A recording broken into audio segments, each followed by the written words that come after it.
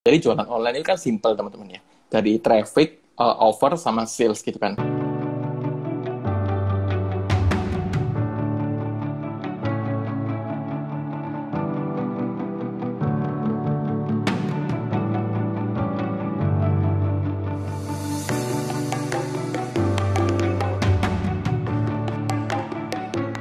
Halo teman-teman semua, selamat malam. Thank you Om udah diundang di live kali ini. Nama saya Andreas gitu ya. Jadi kesibukan saya community manager di nikojulius.com. Lalu juga sebagai content creator yang ngembangin personal branding di media sosial dan juga jalan agency ya, agency paid advertising Facebook dan Instagram Ads. Seperti itu. Wow, keren ya. Berarti tadi kerjanya banyak banget ya, community manager di Niko, terus pegang agency juga, Iya, agensinya Niko juga. sama Sama ini content creator sih, ngembangin personal branding di media sosial, di Instagram, TikTok gitu. keren, keren ya. Berarti selama ini udah banyak sebagai agensi ya, pastinya udah banyak handle banyak brand yang memang sesuai dengan topik kita, nggak ngiklan tapi bisa omset 100 juta per bulan. Kalau itu sih bukan proyeknya klien sih, itu sebenarnya dulu ceritanya itu aku kerja sama orang gitu. Jadi ini Tunggu. udah Kita gimana? jangan masuk ke sana dulu. Oke, siap. Jangan masuk ke sana dulu. Ya, tapi saya pengen bahasnya sebenarnya kenapa topik ini menarik minat, ya mungkin sebenarnya isunya buat banyak orang. Ada yang bilang, wow gila, gede banget 100 juta per bulan ya, buat yang nggak pernah. Ya kan, nggak pernah, berasanya ini gede banget. Tapi buat yang udah lama jualan, apalagi omsetnya lebih, berasa lo maksudnya ngomongin omset, ngomongin dong profitnya gitu. Benar. Ya, apalagi jualan di marketplace kan banyak potongannya, harganya juga banding-bandingan, ya kan, omset segitu mah kecil, ya istilahnya kan, ada yang bilang kecil, ya jangan ngomongin itunya dong, ngomongin profitnya dong. Ya, benar. itu sih, ya. Gimana tanggapan lo soal ini? Soalnya gue pakai gue, nggak apa-apa. Jadi kalau menurutku sih ya memang sih. Jadi kalau 100 juta mungkin bagi banyak orang, wah gila banget, gimana caranya 100 juta gitu kan. Tapi ya ada beberapa orang yang udah merasa ya 100 juta paling profit berapa sih gitu. Jangan, apalagi kalau misalkan nggak ngiklan gitu kan. Kebanyakan kan orang itu omsetnya 100 juta, tapi budget iklannya berapa? 120 juta kan. Sama aja bohong gitu kan. Nah kalau misalnya kan nggak ngiklan gimana gitu profitnya. Jadi kalau profitnya sih tergantung HPP kita sih, cost-nya di mana gitu kan. Kalau kebetulan dulu yang aku handle itu 100 juta itu kurang lebih profitnya 15-20%. Itu udah bersih nih? Udah dihitung iklan, hitung... Oh enggak, itu kan nggak pakai iklan. Oh nggak pakai iklan? Oke, udah bersih, udah termasuk potongan segala macam, operasional gitu. Kalau operasional sih aku kurang tahu sih Om, karena itu kan aku dulu kerja sama orang. Jadi yang tahu dia. Berarti dia 1 bulan, kalau 100 juta tanpa iklan, tapi profitnya 15-20%. Tapi mungkin belum dipotong sewa. Benar. Sewa tempat ya, atau kalau tempat dia ada sendiri, cuman mungkin kayak hire karyawan gitu kan, terus bayar supplier. Seperti itu sih. Bayar supplier udah termasuk dong, kan itu kan bersih harusnya. Mungkin nggak termasuk stok mati, nggak termasuk biaya packing. Iya, benar. Termasuk internet, listrik, air, dan barang-barang stok mati istilahnya kalau mau dibilang ya. Ya jadi itu ya guys ya. Jadi boleh deh Om, langsung kita menuju ke sana Om, supaya teman-teman. Oke, jadi ceritanya gini teman-teman. Ini barangnya gitu ya. Kalau teman-teman tanya ini barangnya apa gitu ya. Jadi barangnya itu pecah belah teman-teman. Pecah belah itu ya piring gitu ya, piring, mangkok, payung, panci, dan lain-lain gitu kan. Jadi ceritanya gini, tahun 2018 itu saya kerja sama orang gitu kan di perusahaan kitchenware itu. Terus selama 1 tahun, nah ini perusahaannya perusahaannya itu perusahaan tradisional teman-teman, di mana nggak ada online-nya sama sekali gitu kan. Tapi udah cukup besar perusahaan itu. Bukan Kedaung gitu ya. Ya ini salah satu suppliernya, bukan Kedaung, ya, ketahuan ya. Kedaung nggak jual payung. Nah, panci gitu-gitu kan. Tapi itu juga besar juga itu. Besar. Gitu. Jadi 2018 kerja gitu kan sebagai accounting. Terus 2019 ownernya ini lihat potensi online itu gede banget gitu kan. Terus dia narik aku, dia ngajak, lu mau nggak ini handle digital marketing? Aku bikinin perusahaan baru gitu kan. Jadi barangnya sama, cuma di rebrand gitu kan. Oh oke. Pada saat itu aku sama sekali nggak ngerti digital marketing teman-teman. Jadi ngertinya itu cuma posting-posting gitu doang. Tapi karena basic dulu aku sempat jualan, jadi aku sempat ikut multi level gitu Om. Jadi kan ya skill-skill prospek, skill selling gitu kan ada ya. Terus 2019 ke 2020 itu omsetnya dalam 1 tahun itu tembus setengah M gitu kan, 500 juta dalam 1 tahun. Dan di bulan 11-12 itu sampai tembus 100 juta. Nah, di sana baru saya mikir, wah gila, ternyata online ini potensinya gede banget gitu kan. Nah, akhirnya singkat cerita saya memutuskan tulisan dan akhirnya bikin konten seperti ini gitu kan. Terus mungkin teman-teman tanya gitu kan, itu caranya gimana bisa sampai 100 juta gitu kan. Jadi aku jelasin sedikit teman-teman tentang framework jualan online gitu ya. Jadi jualan online ini kan simple teman-teman ya. Dari traffic, offer sama sales gitu kan. Nah, kalau kita bicara tentang traffic itu artinya lalu lintas teman-teman atau pengunjung gitu kan. Dimana di offline itu kan beda sama online kan. Kalau di offline kita dengan buka stand, buka toko, tunggu orang datang. Sementara di online kita nggak bisa tunggu orang datang gitu kan. Kita harus narik mereka. Nah, salah satu cara yang dipakai orang itu iklan gitu kan. Tapi di kasus ini saya nggak pakai iklan sama sekali. Terus apa yang saya lakukan untuk mencari traffic gitu kan? Ada beberapa hal yang saya lakukan teman-teman yang teman-teman bisa pakai gitu ya. Yang pertama, saya pakai yang namanya OLX teman-teman. Nah, mungkin teman-teman sudah terlupakan gitu ya dengan OLX ya. Tapi saya kurang tahu sih zaman sekarang itu masih efektif atau enggak. Di tahun 2019-2020 itu saya pakai teman-teman dan itu efektif banget ya. Jadi kayak ada supplier besar gitu ya.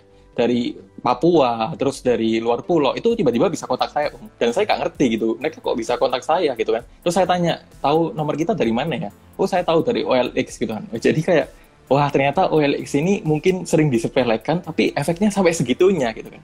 Yang pertama dari OLX.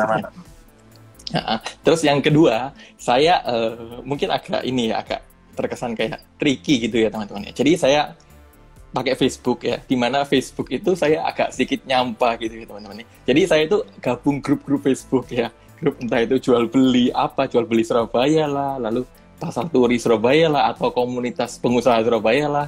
Nah terus saya di sana itu saya spam jualan gitu. Ya gimana lagi kan, gratisan kan, nggak ada cara lain kan. Ya udah saya spam jualan gitu kan. Tapi dari sana pun juga ya bisa ada yang nyantol gitu, ada yang WA masuk gitu kan. Tuh di grup Facebook, lalu teman-teman juga bisa pakai fitur Facebook Marketplace. Nah, Facebook Marketplace itu juga lumayan teman-teman, itu bisa menjangkau orang-orang di sekitar. Kalau itu di Facebook ya. Lalu saya juga pakai Marketplace, tapi di Marketplace sih saya nggak terlalu besar banget sih. Jadi Marketplace saya pakai 3 ya teman-teman ya. Ya Tokopedia, si Orange, si Tutup Lapak gitu kan. Ya, itu saya pakai. Cuman nggak boleh sebut brand tau. Ya lu nggak sebut brand tapi bilang Tutup Lapak ya. Kasian banget ya lain bilang toko Orange, toko hijau ya. biar beda. Yeah.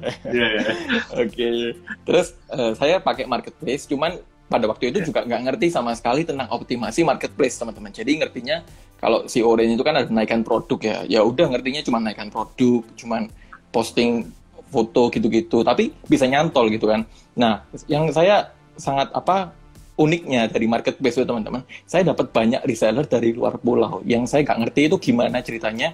Jadi dulu teman-teman itu saya dapat banyak reseller dari luar pulau, entah itu NTB, NTT. Nah omset saya itu paling besar dulu di sana. Jadi tiba-tiba itu mereka kontak saya, terus mereka tanya, bisa ini nggak kirim grosiran nggak? Nah mungkin pada saat itu banyak pemain Marketplace, tapi mereka nggak melayani grosiran. Nah kebetulan kita ini cukup kuat, jadi kita bisa melayani grosiran. Nah dari sana itu saya mulai kumpulin tuh orang-orang dari Marketplace, lalu saya pindah juga ke WhatsApp, saya follow up manual ke WhatsApp. lalu saya kumpulin reseller, itu dari marketplace ya. Lalu yang ketiga saya juga pakai Google teman-teman. Nah Google ini juga mungkin jarang orang tahu cara mainnya gitu kan. Nah saya nggak bikin website di Google, nggak pakai Google Business dan lain-lain.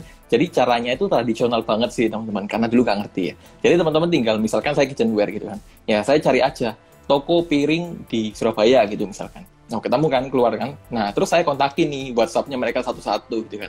Saya ajak kerjasama gitu kan. Kita mau nggak kita supply barang kita, harganya bersaing kayak gini gitu. Itu saya pakai Google ya. Lalu saya juga pakai DM di Instagram teman-teman. Nah, kalau dulu itu nggak seketat sekarang sih. Kalau kita sekarang kan DM di Instagram ya paling DM berapa sih, 5 orang 7 orang udah kena ban gitu kan. Dulu masih agak brutal saya teman-teman ya. Jadi dulu itu waduh, itu saya bisa 10 15 setiap hari gitu kan. Nah itu caranya gimana? Jadi caranya saya ambil market souvenir teman-teman. Nah, karena kebetulan saya juga supply kayak gelas bening gitu ya, buat souvenir itu ada.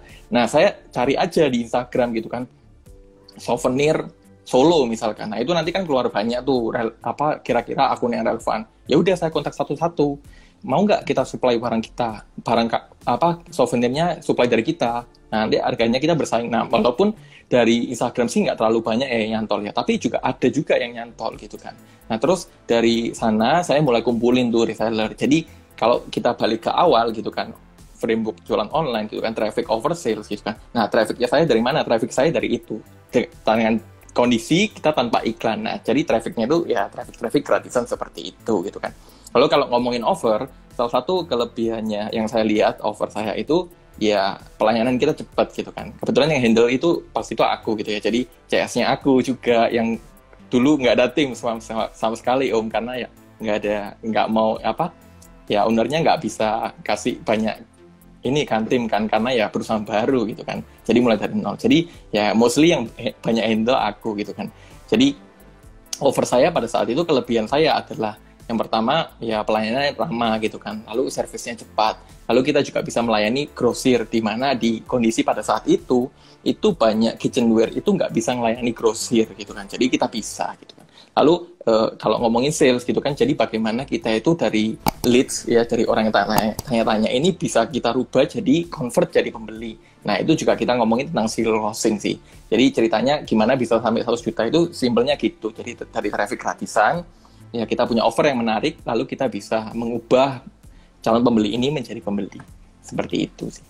Wow, daging banget ya. Ntar gue mesti cerna dulu karena daging baru makan. Mantep nih ya. Nah teman-teman kalau yang mau nanya boleh ya, silakan ya. Kita malam ini santai aja kok, ngobrol-ngobrol aja. Teman-teman boleh curhat ya, teman-teman boleh tanya ya. Ini mumpung ada pakarnya nih ya. Om Andreas ini adalah pakar traffic gratisan kalau boleh saya. Ya. Kalau ketemu saya disuruh ngiklan terus ya. Iklan ya. Saya ini banget sama iklan, karena menurut saya namanya sekarang kalau nggak ngiklan sulit ya. Maksudnya saya tahu masih bisa traffic gratisan, bahkan di marketplace pun masih bisa banget ya. Tapi kita itu antara waktu sama uang ya kalau menurut saya. Kalau waktumu banyak ya benar, organik ya. Kalau waktumu banyak nggak ada duit ya organik. Menurut saya ya, karena nggak ada pilihan ya. Kalau waktumu sedikit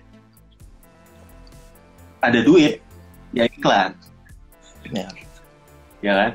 Kalau nggak punya waktu, nggak ada duit, jangan jualan menurut saya ya. Kalau ada duit lu mau kaya dari jualan, nggak bisa, jangan jualan ya. Kalau udah punya waktu, duitnya juga banyak,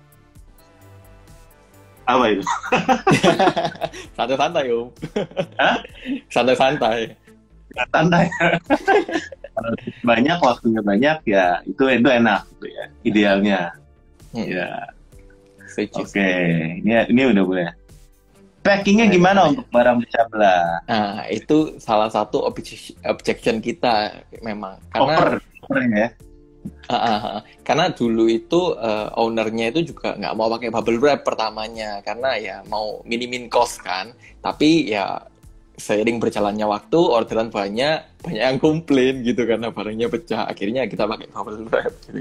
Ya itu juga ini sih kalau packingnya sih kayak packing seperti biasa, cuman memang agak costly sih. Jadi kayak satu mangkok itu kita sempet bubble wrapping satu-satu loh. Jadi kalau misalkan dia pesen satu dus itu satu dus itu 40 sen gitu ya mangkok. Jadi ya satu-satu dibubblin gitu, dan itu ya makan waktu banget sih. Tapi ya mau gimana lagi gitu kan. Yang packing lu juga, Om? Awalnya sih aku, terus ada hire satu orang. Oh, Itu, ada lah. Kalau enggak sih gempor ya, bener ya. Ya benar. Ownernya menang banyak tuh. Ya, hire Superman namanya itu. Kau itu pakainya OLX di website atau OLX di grup Aku FB? pakai OLX di grup FB aku juga masuk, tapi aku juga pakai OLX yang di aplikasi. Itu juga pakai. Emangnya beda ya? Beda, di Facebook grup itu ada grup OLX sih Om. OLX sendiri, benar. Oke. Baru tahu saya biasa pakai aplikasi. Ah. Tapi OLX itu sebenarnya masih oke banget loh. Ya terutama mobil sih. Benar. Kalau jual beli mobil sih oke banget lah OLX ya. Tapi kalau yang lain saya nggak tahu ya. Untuk ini sebenarnya banyak banget nih yang nanya nih ya. Saya Siap. sekarang timnya ada berapa orang, kok pembagian role-nya jadi apa aja? Oh, ini kok nanya ke sini ya. Gimana Om? Bisa dijawab? Oke. Jadi itu aku kan udah resign ya teman-teman ya. Tapi aku jelasin role-nya gimana. Jadi role-nya itu seperti ini. Dulu itu yang handle CS aku, yang handle kayak kita mau order di bagian marketing itu juga aku.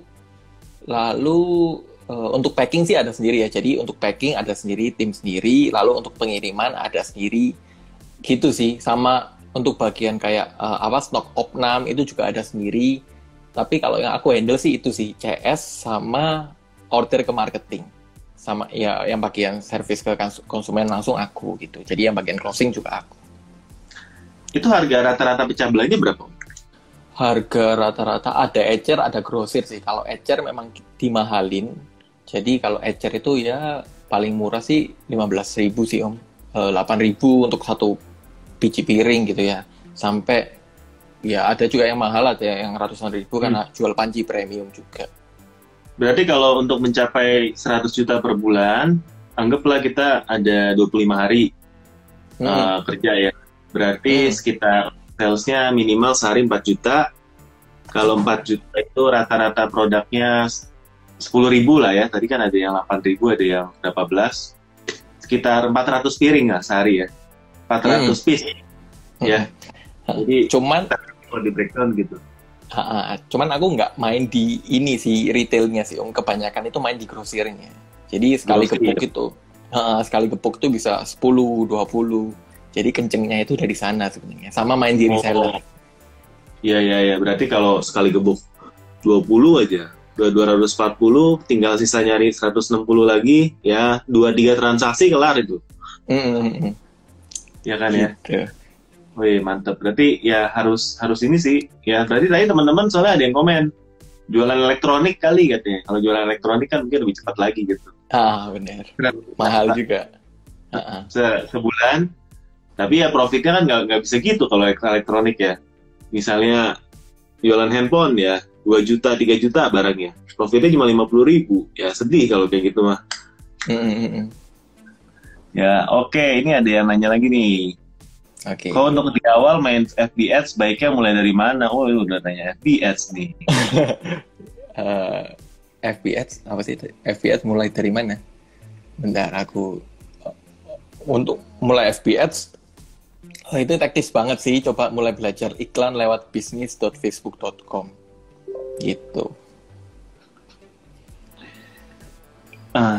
Oke. Lagi. Oke. Ya, saya skip aja ya.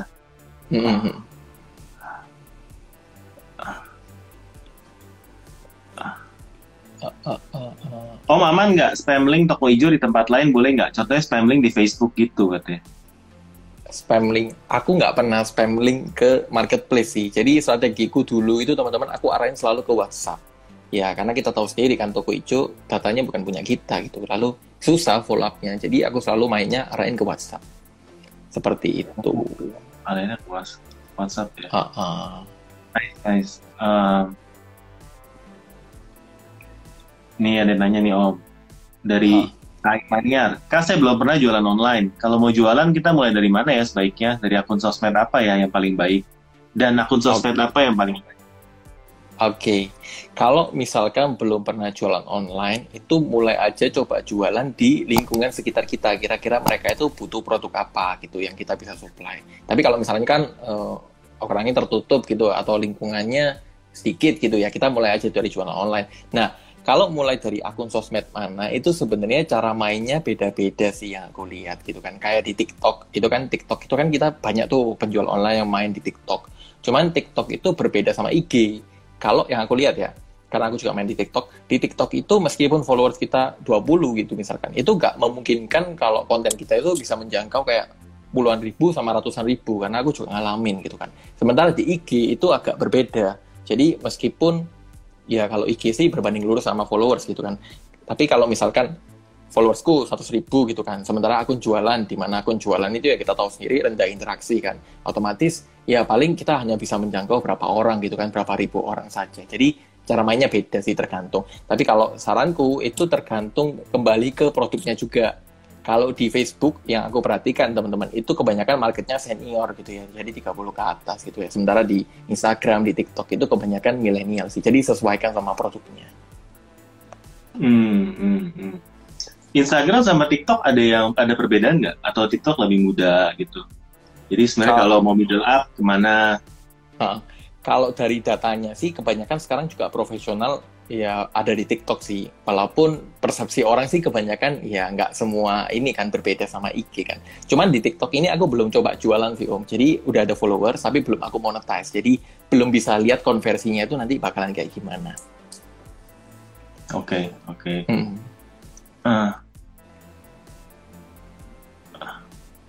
Wih, ini ada berapa yang nanya, tapi Om boleh pilih nih Om, silakan. Oke. Mana sih? Aku mulai dari atas dulu. Produknya apa? Produknya kitchenware teman-teman. Oke. Paling banyak closing dari mana? Paling banyak itu dari marketplace teman-teman. Jadi pada saat itu yang uniknya itu ya. Jadi banyak kayak orang-orang luar pulau itu tiba-tiba kontak saya dari marketplace. Saya juga nggak ngerti itu gimana. Jadi mungkin mereka ya juga butuh supplier gitu kan. Mereka tiba-tiba kayak kontak aku dari NTB, NTT, Kupang, itu banyak banget gitu Om. Jadi dia bilang gitu kan, Kak, saya dari NTB gitu kan lagi cari supplier. Kira-kira bisa supply nggak? Nah, ya udah saya layani, dan omsetnya juga lumayan gitu, orang-orang luar pulau yang saya juga gak nyangka gitu. Jadi sekali order itu bisa 4 juta, 5 juta sekali order gitu kan, dan itu ya 2 bulan sekali, 1 bulan sekali itu mereka order. Gitu. Ini tapi posisinya di Surabaya kan ya tokonya? Surabaya. Apakah geografis kota itu pengaruh? Ya, misalnya orang NTT dan sebagainya itu kan timur ya.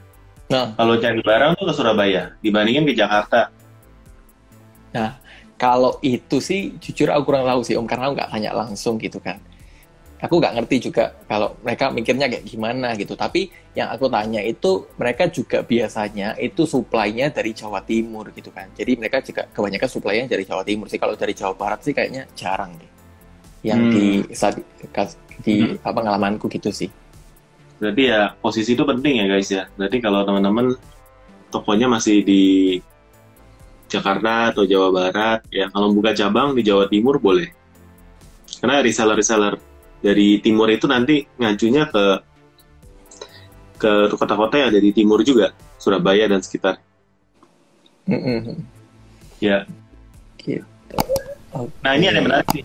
Apa sih yang diperlukan untuk jadi 100 juta pertama? Dari omset bulan. Oke. Ya. Aku kasih fotonya aja teman-teman. Wih, fotonya. Ya ada buktinya gitu. Oke, jadi ini teman-teman. Ini kelihatan nggak sih? Kelihatan ya? Nggak kelihatan nama brandnya ya. Bahaya kalau kelihatan nama brand. Oke, jadi dari 2018 ini saya mulai jualan. Ini sekitar berapa ini? Teman-teman kalau lihat ini 700.000 ini parah banget gitu kan. 745.000 bener, bener. Jadi kecil banget gitu kan. Lalu di bulan kedua itu langsung naik 5 juta gitu kan. Nah ini jujur pada saat itu ownernya shock gitu kan. Wah naiknya kenceng banget gitu kan. Lalu saya di-push terus nih terus bulan Januari tembus 5 juta. Lalu Februari 4 juta. Nah terus di sini ini meledak ini ya. Kelihatan nggak sih? Mulai meledak 13 juta gitu. Lalu bulan selanjutnya 10, 14, 24, 40, 56, 69. Nah, di bulan ke-11 ini baru tembus 100 juta gitu. Baru tembus 100 juta, bulan 12 juga tembus 100 juta lagi. Nah, ini kenapa turun? Karena ini saya udah resign, teman-teman. Jadi yang handle bukan saya gitu ya. Gitu ya. Jadi ya kalau ditanya sih ya, 1 tahun sih ya. Dari 2018 ke 2019. 1 tahun sih. Wow, keren dibuka-bukaan nih guys. Nah, sebenarnya yang menarik tuh ya, kalau saya boleh ada berapa poin. Pertama, start small ya, kalau menurut saya tadi kan. Teman-teman di sini kalau yang mau bilang, wah saya mau omset 100 juta ya, jualan apapun ya, bahkan jualan elektronik, yang penting kita ngomongin omset 100 juta pertama kan. Yang belum pernah, pasti kan pengen ya teman-teman ya. Yang pengen tuh bilang amin gitu di komen ya. Amin ya, yang pengen omset 100 juta. Nah, itu 100 juta kalau tadi saya lihat, bulan pertama berapa tadi Om? Bulan pertama 700.000. 700.000 ya. 700.000 ya, jualan pecah belah. Ya, kita nggak bisa ya. Tapi ini gue kalau sebagai ownernya ya, gue hire dia sorry Om ya. Benar ya. Tapi gue ownernya, gue hire si Andreas. Yes ya, lu kan dari accounting ya, pindah ke ini divisi baru ya. Terus dia bilang, oh iya udah siap ya. Omset pertama cuma 700. Itu gaji dia yang nggak nutup. Bener. Gaji nggak nutup bro, ya kan? Ya kan, kalau ownernya nggak sabar, udah balikin meja tuh, ya kan? Balikin meja tuh, apaan sih lu ya? Tahu nggak gue gaji berapa? Ya tekor tahu, ya kan? Gaji kamu cuma 700, tapi kan bulan pertama. Ya kan? Bener. Poin pertama saya tadi kalau lihat dari ininya ya, namanya merintis, kita pasti selalu mulai dari bawah, ya. Namanya mau nyampe ke 100 juta pasti mulai dari bawah, bener ya? Bener ya Om ya? Setuju? Bener. Setuju. Langsung 100 juta gitu ya. Nah yang kedua, yang saya lihat unik, ya grafik itu turun naik. Bener. Tadi ada yang udah naik terus turun lagi bulan depannya kan? Bener. Ya kan, tadi saya lihat ada beberapa yang kayak grafiknya tuh bukan gini, serot gitu ya. Tapi gini, tapi pada kalau lihat akhirannya tuh naik gitu. Bener. Jadi polanya. Nah teman-teman nih sering kali tuh ngeluh gitu ya. Misalnya nih habis 12 event kemarin bukan naik, jebret, ya kan. Habis 55 kemarin event naik, jebret, ya 44 naik. Habis ini habis kemarin sepi guys, ya. Terus pada stres, ya kan. Kenapa stres? Kalau saya lihat sebenarnya stres karena gaya hidupnya sudah berubah. Tadinya gaya hidupnya dengan omsetnya 100 juta, terus pas turun dari 50 juta, stres dia. Cicilannya udah nambah. Cicilan ya. Barang juga udah di stoknya lebih banyak lagi karena optimisnya udah tinggi gitu ya. Nah stres ya. Padahal jualan itu kalau saya lihat ya tadi kan gitu ada gini-gininya ya. Jadi teman-teman berhati-hatilah ya. Ya, setuju. Nah pas lagi gini, terus lu down gitu ya, down, semangatnya turun, ya kan, bete, ya udah nggak, wah males jualan ya nggak mungkin naik lagi, makin turun dari situ. Benar. Ya, itu sih kalau misalnya dua hal yang ya observasi saya kalau lihat dari grafik kayak gitu, ya. Dan yang ketiga mungkin observasinya ya, kamu butuhkan karyawan atau owner yang sepinter Andreas ya, yang kerja Andreas supaya omsetnya tetap naik ya.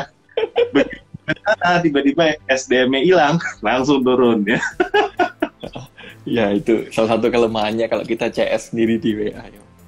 Ya jadi sulit lah. Ya jadi membangun usaha tuh nggak semudah itu Om. Maksudnya saya juga tadi kan saya baru posting ya, banyak yang bilang tuh jualan gampang ya, terus mereka kasih lihat pas mereka flexing gitu kan, paketnya banyak. Nah, mereka nggak pernah bahas pas lagi sepinya gimana cara kita berhemat, gimana caranya jadi owner itu. Ini berapa tahun pertama walaupun usahanya bagus, kita gajinya tuh nggak naik gitu, nggak nambah aset juga buat pribadi ya, tapi diputerin dulu gitu kan, dan ya susahnya tuh nggak dikasih tahu biasanya. Orang cuma kasih tahu pas senang-senangnya doang, padahal kan nggak setiap bulan kayak gini kan. Yang Bener. pas tuh jatuh-jatuhnya kan orang diem-diem aja. Bener. Ya 3 sih Om. Sorry kalau saya kasih kebanyakan informasi. Nggak apa-apa kok. Gitu sih. Memang ya omset naik turun masih Om ya. Namanya juga bisnis ya. Ya, Om Tar save. Siap, tenang ya, kita save ya, ya. Oke. Oke. Ya. Lanjut cari pertanyaan lagi ya. Kalau main di Facebook harus perang harga nggak sih Om? Banding harga dulu gitu dari Iman. Justru malah produkku itu mahal loh teman-teman. Kalau dibandingkan produk lain gitu ya. Jadi kalau misalkan nih payung ya, aku dulu sempat jualan payung pantai teman-teman. Tahu nggak sih payung pantai? Yang buat jualan itu loh. Saya juga masih jualan. Ya, yang warna-warni itu jualan pentol dan lain-lain. Itu harga produknya lebih mahal loh teman-teman daripada di pasar gitu ya. Kalau misalkan di pasar itu ya mungkin 50-60 ribu, aku jual 80-90 itu masih laku juga. Jadi kayaknya nggak jual harga sih, nggak perang harga sih. Cuman foto itu kayaknya menentukan deh teman-teman. Jadi fotoku pas itu bagus gitu ya. Jadi apa lagi yang pegang ceweknya cakep gitu kan. Nah itu kayaknya menentukan. Bagi dong, gue. Nanti aku mintain orang. Gitu sih, itu menentukan juga. Naik sih. Iya. Iya. Oke, lanjut lagi, mana lagi? Nah, ini nih lucu nih. Gimana? Kenapa mutusin resign pas lagi puncak-puncaknya kok? Oke. Kayaknya kenapa pas lagi sayang-sayangnya sih ya? Oke. Mutusin resign kenapa? Karena ya omset naik tapi saya nggak naik-naik gitu kan. Waduh. Harusnya. Berarti para bos harus perhatikan kesejahteraan ininya ya. Iya. Sama yang sebagai partner mungkin oke ya. Dulu pengennya sih kayak gitu. Oh, waduh ini jadi partner oke ini, tapi nggak jadi partner juga gitu. Ya udahlah. Gitu sih. Oke, mana lagi nih? Ini aku jawab nih Om. Contoh kitchenware gitu, kita tahu produk yang mana yang sekiranya muternya cepet gimana, apa random aja trial and error. Iya pada saat itu aku random sih, jadi semua itu dijual gitu kan. Jadi mangkok jual, piring jual, payung jual, panci jual. Tapi dari semua yang aku lempar itu nanti beberapa bulan itu kelihatan teman-teman. Jadi yang paling kenceng yang mana? Kalau pas saat itu aku itu yang paling kenceng itu ya mangkok yang warna-warni itu, mangkok yang warna-warni, terus piring itu paling kenceng di luar pulau. Nah itu aku jadi fokusin jual itu terus gitu kan. Jadi kalau stok produk stoknya juga stok itu terus karena itu paling cepat muternya gitu. Memang kalau aku sih harus trial dan error gitu kan. Tapi kalau Om gimana? Apakah memang udah riset sendiri atau gimana?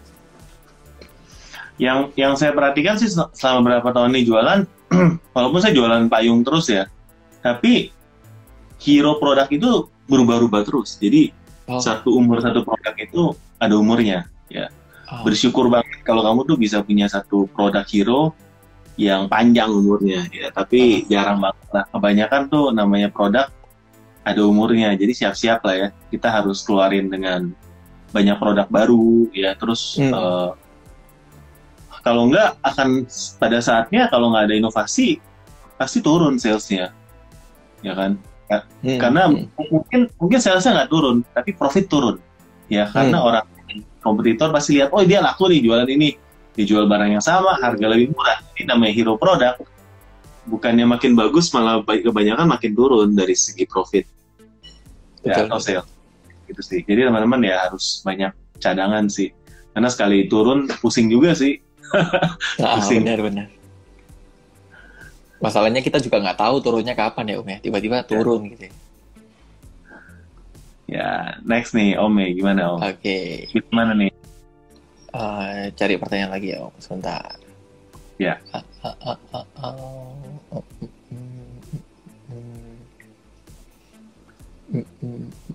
Sebentar, pakai jasa kirim apa? Nah, jasa kirim ini jujur saya sangat kesulitan, teman-teman. Kenapa?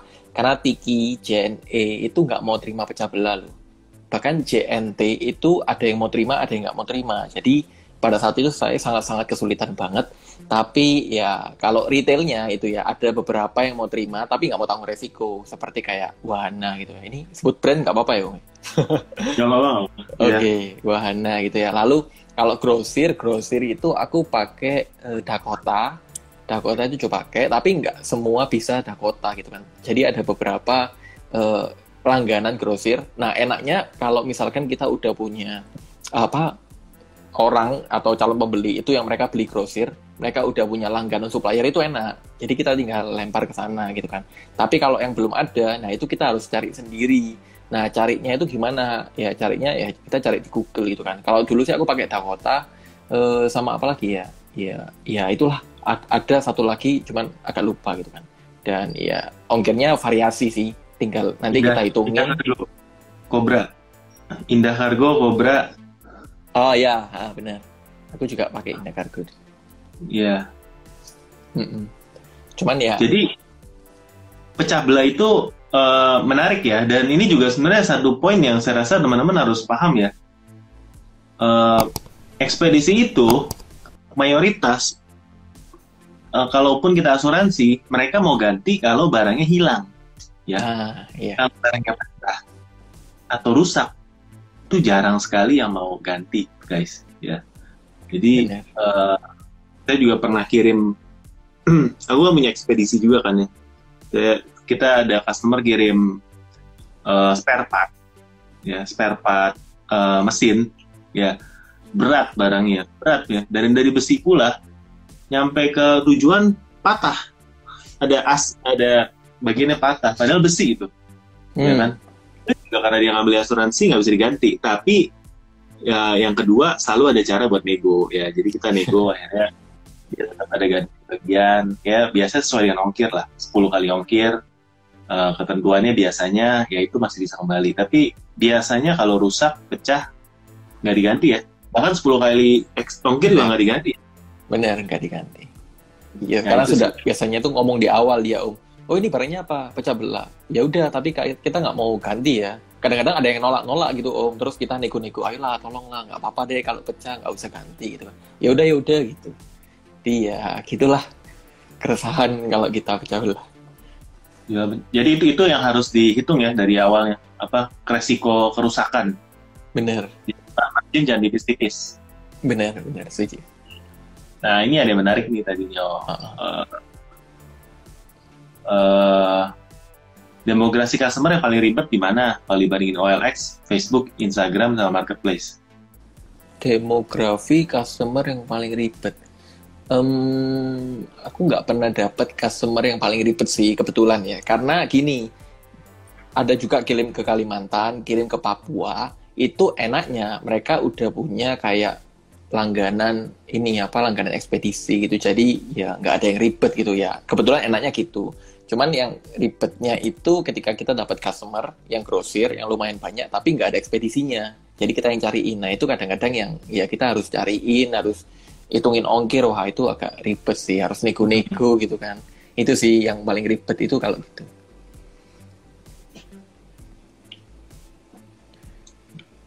Ini Om. Oke. Kak, untuk mencari produk yang bagus sedangkan modalnya minim, cara risetnya gimana? Terima kasih. Kalau menurutku sih, kita bisa mulai dari lingkungan sekitar kita. Nah, itu kira-kira mereka butuh produk apa gitu kan. Lalu kita juga, yang kedua, kita bisa juga cari kira-kira apa passion kita itu di mana gitu kan. Misalkan kayak pacar saya gitu kan, ya passionnya di masak. Nah, itu kan ya dia bisa kira-kira apa sih yang dia bisa jual gitu kan. Oh, contoh masakannya, ya udah dia mulai coba masak gitu ya. Jadi ada dua cara gitu kan. Lihat scaling, atau yang pertama kita bisa mulai dari passion kita. Lihat scaling ya guys. Benar-benar ini relevan banget ya, soalnya gue juga dulu pas mulai itu ngambil suppliernya tuh dari pasar dekat rumah. Jadi ya datenginnya toko-toko di sana, terus kita istilahnya just tipper lah ya. Benar. Istilahnya just tipper lah. kalau ada mall ya just tip aja, maksudnya mau just tip barang apa aja, terus toko-toko yang memang tradisional yang kita just tipin, carilah pasti ada ya, yang nggak ada kadang cuma niatnya doang buat jualan. Setuju, setuju. Itu lebih susah dari ya. Benar. Oke. Ini tolong teman-teman yang nanya soal marketplace, saya nggak bacain ya, soalnya ntar Ya. nggak nyambung sama topik kita di sini ya. Jadi, Tanya Om Bota, teman-teman, kalau marketplace. ya, saya ingin menjalankan usaha yang baru berjalan, apa harus resign dulu dari perusahaan biar bisa fokus? Nah, Om dulu ceritanya, Oke, cerita jadi setelah resign langsung ke usaha sendiri atau gimana itu? bukan. Jadi salah satu alasan saya resign karena ya melihat nggak sejahtera gitu kan. Terus yang kedua itu karena diajak kerjasama sih Om. Jadi aku dulu punya teman gitu ya, teman itu leader di multi level dulu. Nah itu kan dia lihat kok Andreas sekarang sibuknya jualan online gitu kan. Nah kebetulan dia juga mau bikin komunitas bisnis online. Ya udah aku ditarik gitu ya. Ya karena aku dulu kayak melihat dia kayak wow gitu ya, sampai sekarang juga belajar banyak sama dia. Akhirnya aku berani untuk mutusin resign. Gitu kalau alasan dari aku resign sih. Langsung ke kerjaan yang sekarang ya, dari Bukan, dulu. bukan di Niko dulu, sempet di temanku yang lain. Terus karena di temanku yang lain itu mulai aktif main Instagram tuh Om. Nah, mulai aktif main di Instagram, handle brandnya dia juga. Nah, dari sana baru kenal Niko. Gitu ceritanya. Oke, kalau menurutku sih saya harus resign dulu dari perusahaan itu tergantung kita sih teman-teman. Karena bisnis itu saya juga kejebaknya gini teman-teman. Dulu saya sempat sebelum saya gabung multi level itu saya sempat langsung resign gitu ya. Ya udah pokoknya resign aja bisnis gitu kan.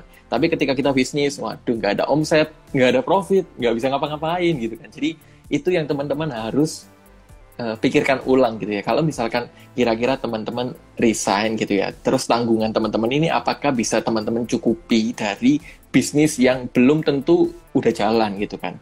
Jadi ya dipertimbangkan matang-matang aja, jangan asal resign gitu ya. Iya. Kalau menurutku sih gitu. Terutama kalau dari pengalaman saya, terutama ngitung cicilan. Nah benar. Hitung utang ya, karena kalau biaya hidup itu murah.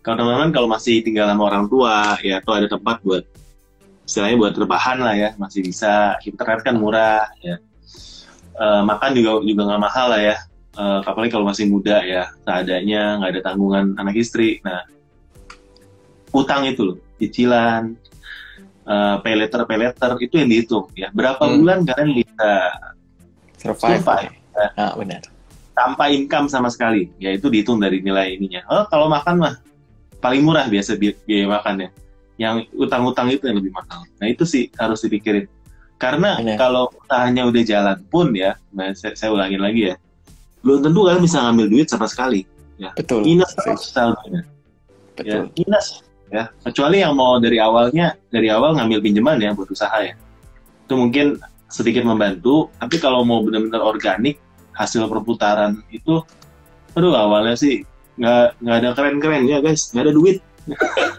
Setuju. Nggak ada duit, nggak keren jualan online. Benar, kalau mau keren ya, jadi bisnis yang lain deh ya, bukan bisnis lah ya, karyawan. Saya bukan merendahkan posisi karyawan ya guys, saya dulu juga karyawan ya, Andreas juga dulu karyawan. Ada plus minus masing-masing, tapi menurut saya high risk high return lah ya. Kita karyawan low risk, returnnya juga ketakar gitu ya. Kalau punya bisnis ya resiko jauh lebih besar ya, yang gagal banyak ya, tapi kalau sukses ya lebih enak gitu ya. Itu dari saya ya, boleh percaya boleh enggak. Ya itu jebakannya di sana teman-teman, hati-hati ya. Iya. Itu oke, mana lagi nih? Ikut dong komunitasnya. Nggak ada, itu komunitasnya udah tutup teman-teman. Saya udah nggak di sana. Udah bikin ini brand baru kayaknya. Wah ini menarik nih Om.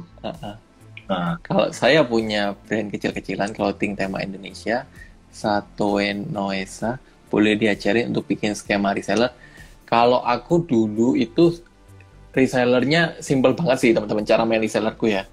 Jadi ya kalau reseller dikasih potongan produk aja, misalkan produknya 50.000 gitu ya untuk retail gitu. Nah, kalau dia ambil banyak ya kita kasih potongan aja. Kalau dulu sih potonganku sih paling tinggi ya. Seingatku 5 sampai 10%-an deh. Untuk ya tergantung kuantiti sih, semakin banyak nanti aku juga bisa nego sama bosnya gitu. Ya ini ambil segini kira-kira masih bisa potong lagi nggak? Kalau ownernya ACC, nah aku baru potong. Tapi kalau ownernya nggak ACC, ya nggak kasih potong sih. Karena dulu kan nggak bisa leluasa ya, jadi semua kan tergantung ownernya juga. Gitu sih. Ya itu aja sih kalau aku di reseller. Sama di reseller dulu sistemnya itu gini teman-teman, ada point reward gitu ya. Kalau cara mainnya yang kita bikin dulu. Jadi kalau misalkan mereka omsetnya udah tembus berapa ya dulu ya? 10 juta gitu misalkan. Nah, itu mereka dapat voucher, di mana di voucher itu nanti bisa ditukarkan untuk potongan pembelian selanjutnya. Kalau cara mainnya dulu gitu. Voucher ya. Ya, istilahnya ekstra diskon lah ya intinya ya. Nah, benar. Atau kasih piring cantik, Om. Boleh juga. Tapi ya Boleh juga. tergantung ininya bisnis kita juga. Oke, kenapa dulu resign? Kalau jadi pekerja di perusahaan yang awal-awal bukannya bisa dapat jabatan oke.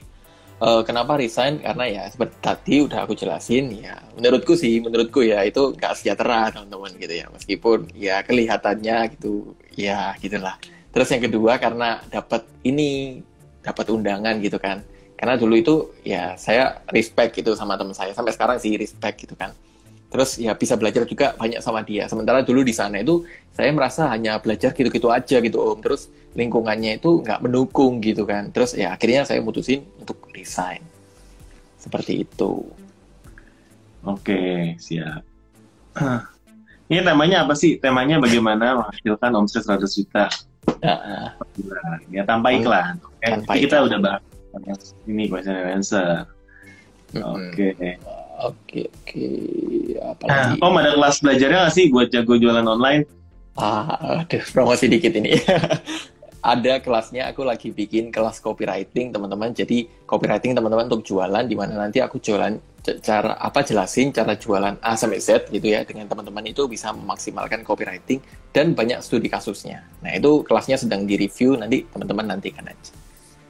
Oke, Gitu. Mantap ya. Ditunggu ya guys. Jangan lupa follow Instagramnya Om ini Xiao Andreas ya, banyak insight-insightnya. Keren-keren lah.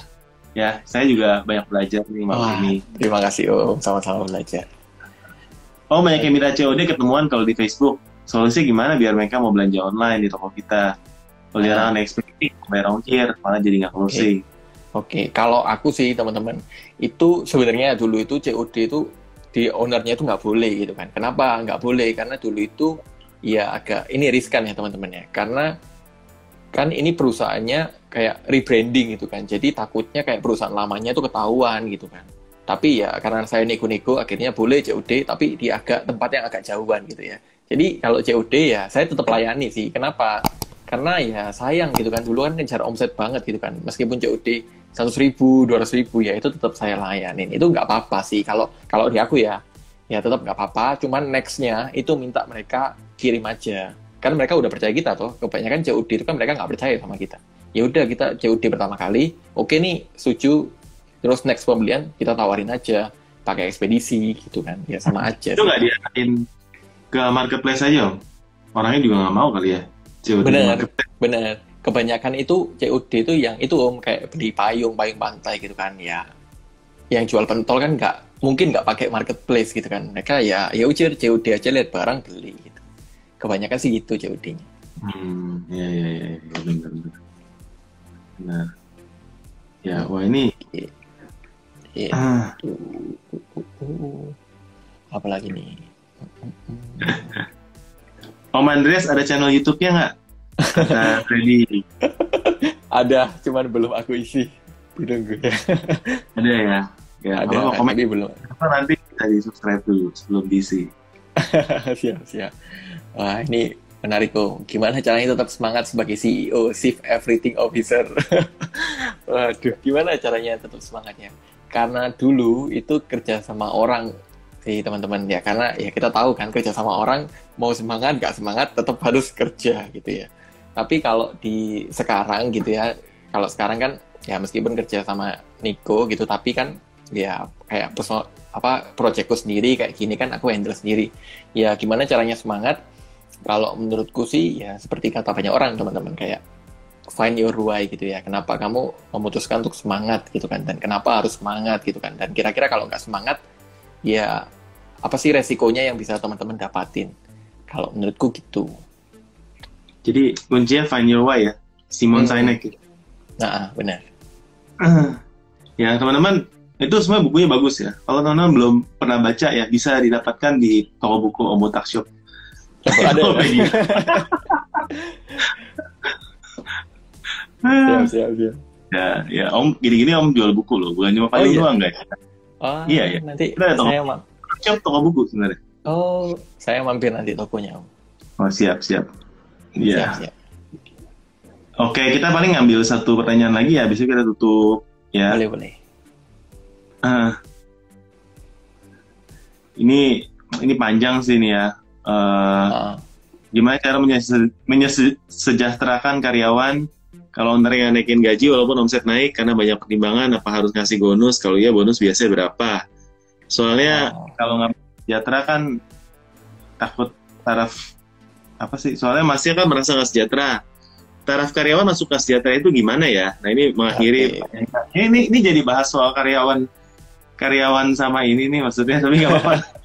Kita bahasanya masuk. Ya. Oke. Nah mungkin kalau pendapatku ya teman-teman, kalau aku ngambil dari sudut karyawannya ya. Tapi mungkin Om Botak bisa ngambil dari sudut pengusahanya gitu ya. Kalau menurutku sih sejahtera pada saat itu ya sampai sekarang ya menurutku ya sejahtera tingkat kesejahteraan itu berapa? Minimal income 8 digit kalau saya ya. Terus caranya untuk menyejahtera. Kalau menurutku juga sejahtera itu di dalam perusahaan. Yang pertama minimal income 8 digit. Terus yang kedua minimal aku belajar sesuatu yang baru. Jadi pada saat itu jujur saya sama sekali nggak belajar sesuatu yang baru teman-teman. Jadi kayak habis dulu pengen banget achieve omset 100 juta, tapi udah achieve ya udah gitu kan. Ya udah gitu, udah achieve terus tapi nggak belajar apapun yang baru gitu, karena cara yang sama juga diulang berulang-ulang gitu kan. Jadi kayak ya follow up customer, terus bikin postingan kayak gitu-gitu terus, jadi kayak nggak merasa belajar sesuatu yang baru gitu kan. Ya itu menurutku yang kedua. Terus yang ketiga itu lingkungannya teman-teman, karena di saya itu nggak suka kayak lingkungan yang kayak ya suka nyinyir gitu ya, suka gosip, terus nggak ada sesuatu hal yang positif. Sementara pada saat itu ya kita tahu sendiri lingkungannya itu kebanyakan seperti itu. Jadi saya merasa kayak kayaknya nggak nyaman ini lama-lama di sini. Akhirnya saya mutusin untuk resign gitu. Gitu sih. Oke, ini hari ini banyak banget ya pelajaran dari cara bangun bisnis dari 0 sampai 100 ya. Ini terutama karena handle sendiri ya. Banyak banget dagingnya ya. Lalu juga ngomongin soal karyawan juga ya, ngomongin soal ini. Tapi intinya ya saya lihat ya memang kita banyak banget sih cara ya. Tadi kan kita bahas lagi ya. Untuk kesimpulannya banyak banget cara yang masih bisa teman-teman lakukan untuk berjualan tanpa iklan. Itu sih sebenarnya intinya itu ya. Jadi mau dari OLX, mau tadi pakai ke Facebook ya marketplace, mau tadi kita iklannya nge-spam di DM Instagram, mau mungkin nge-spam di grup WhatsApp, atau sekarang di tele ya kan yang lagi naik daun, atau kita buat konten sendiri di TikTok, Instagram dan lain-lain ya, atau mungkin buat channel YouTube buat jualan. Itu semua valid guys ya. So, itu semua bisa. Ya, tinggal kita sendiri yang milih mana yang paling efektif buat kita. Ya, kalau saya nggak ada waktunya tapi saya punya duit, ya iklan aja guys, beres. Iklan, ya. Iklan di mana yang paling efektif? Menurut saya di marketplace. Kenapa? Karena paling murah. Ya, menurut saya di tempat lain lebih mahal. Kenapa? Journey-nya lebih panjang dibanding di marketplace, orang udah siap beli. Ya, paling gitu sih. Tapi kalau nggak ada budget iklan, ya lakukan semua hal itu tadi ya, organik. Yang penting kita terus berusaha, evaluasi, jangan pernah kendor semangatnya. Pasti bisa ya teman-teman di sini untuk berjualan. Ya semangat ya, itu kalau dari saya. Ya Om ada satu kalimat buat nutup nih Om, udah mau habis. Oke. Oke, kalimat terakhir teman-teman, organik itu bagus. Menurutku saya sangat bagus untuk teman-teman di awal yang mini modal. Cuman nggak akan bisa teman-teman scaling. Jadi teman-teman waktunya akan sangat-sangat habis dan nggak bisa mikir yang lain. Jadi organik boleh, tapi tetap harus belajar untuk iklan untuk bisa scaling lebih besar lagi. Gitu sih. Thank you.